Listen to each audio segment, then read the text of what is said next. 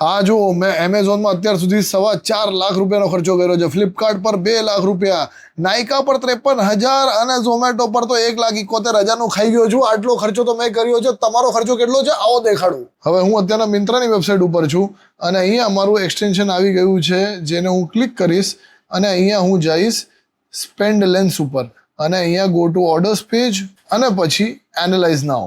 હવે આ website analyse કરશે કે મેં મિંત્રા ઉપર અત્યાર સુધીનો કેટલો ખર્ચો કર્યો છે અને તમે જુઓ છો કે ટોટલ સ્પેન્ડ 19,085 રૂપિયાનું થઈ ચૂક્યું છે. આ વેબસાઇટનું નામ છે buyhatke.com. આ વેબસાઇટ પર જાઓ અને ક્રોમ એક્સટેન્શન ડાઉનલોડ કરવાનું કહેશે એ કરી લ્યો અને તમે જેટલી પણ ફૂડ ડિલિવરી, ઈ કોમર્સ, કોઈ પણ પ્રકારની એપ છે જેમાં ખર્ચો થાય છે એ બધી એપ્સમાંથી તમે કેટલો ખર્ચો કર્યો છે એ બહાર નીકળી શકશે આખું ડેટા.